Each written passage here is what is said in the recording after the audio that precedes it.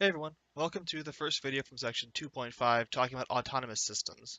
So in this video what we're going to do is we're going to motivate autonomous systems via studying population dynamics, and then we're going to go into talking about the phase line, which is a tool you can use to determine what's going to happen to an autonomous system just from the ODE itself. So let's go ahead and jump on into that. So we're going to start by thinking about modeling population. And we're going to do that with an ODE of the form p prime equals f of t and p. We're not going to assume it's linear here. We're going to let it be nonlinear, which is going to end up being the case most of the time. And just take a look at this equation. Now, the rate at which population changes shouldn't really depend on t. I mean, we're talking about long time scales here. Growth rate should not depend on t. And the way to sort of think about this is we're thinking about with like bacteria. So if I have a million bacteria right now, and they're going to grow at a certain rate because they're bacteria, they've got food, they're just going to grow. However, if I have a million bacteria instead 5 hours from now, the growth rate of that then should be the same as the growth rate of the million I had right now.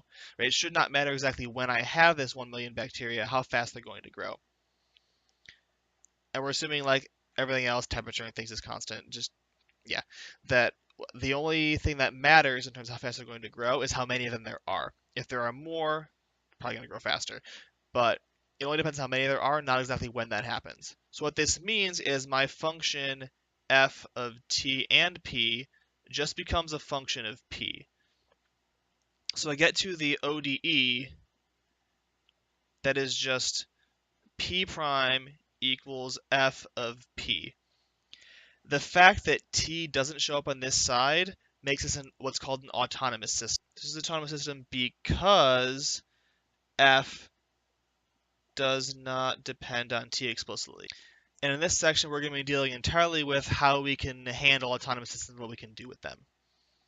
So the first thing we can do with them, which will like motivate all the rest of the stuff we do in this section, will be we can draw a phase line. So how do we build phase lines? Well, the idea is that I know if p is going to increase or decrease based on if f is positive or negative. Right? P prime is just f of p. So I can use, so I know what's going to happen to a population at p based on the function f. So the idea is f of p positive means pop is going to increase. F of p less than 0 means it's going to decrease. And the other option that's interesting for this sort of problem is what if it equals 0? Well, if f of p equals 0, this means p prime is 0, which means p is constant. These are called critical points or equilibrium solutions. Because if I start with p at a value where f of p is 0, I'm never going to change because how much p changes only depends on p itself, and at that value f is 0. So nothing changes, it just stays there forever. So let's go ahead and see how we can construct a phase line just given a random function. So let's say I take a function, let's say I take a function f whose graph looks like this. So here's p, here's f of p. The function starts negative, goes positive here, comes down, and then goes back up. Let's say this point is at p2, and this point is at p1. So what do I know from this graph? I know that if p is between 0 and p1, p will increase. From there, if p1 is less than p is less than p2, p will decrease. And then if we're bigger than p2, we increase again. So one of the easy ways to notate that is as follows. You could just draw a line. This will be hint, hint, the phase line.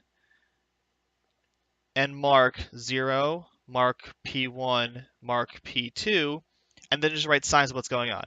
So below 0 it decreases, increases, decreases, increases.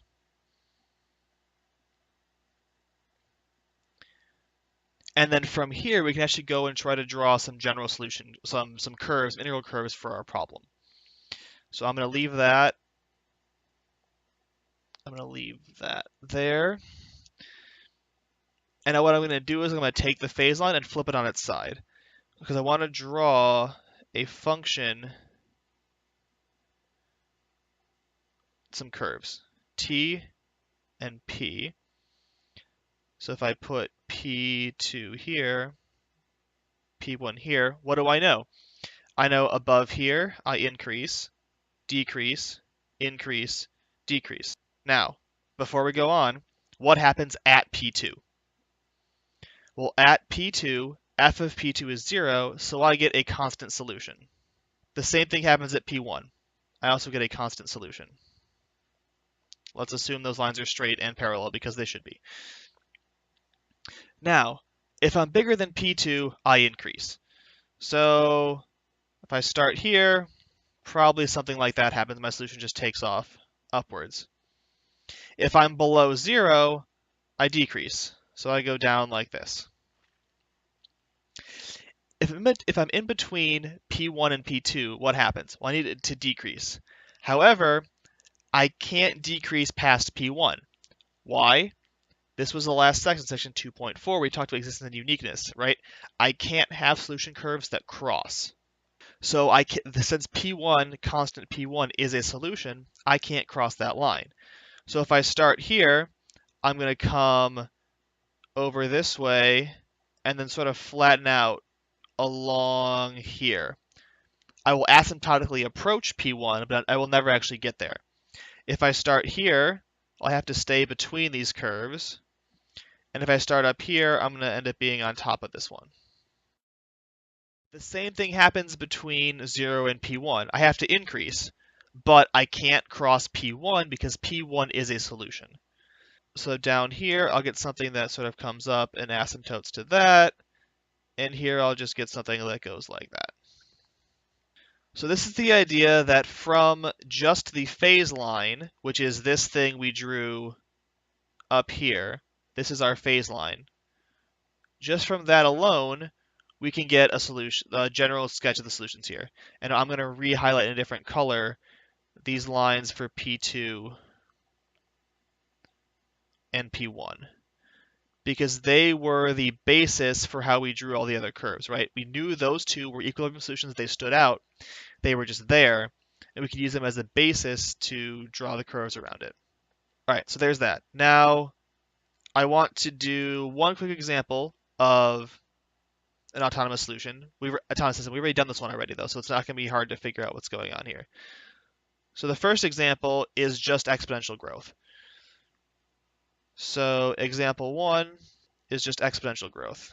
And that's the equation dp dt equals r times p, which we know from section 2.1 because this is linear, or section 2.2 because this is separable. Any of those work.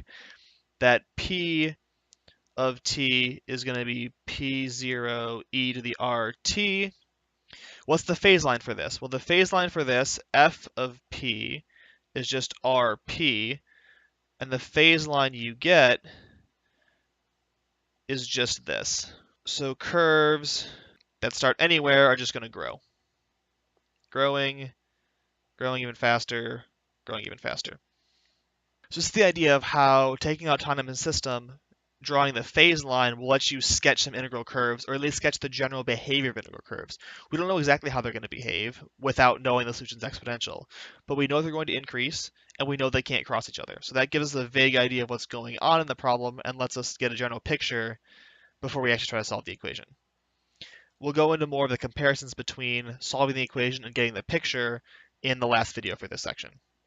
Alright, so that's the first video. There's not going to be a problem in this one. There'll be a problem on the next one. But thanks a lot for watching this one, and I will see you in the next video where we talk about more complicated methods of doing population modeling.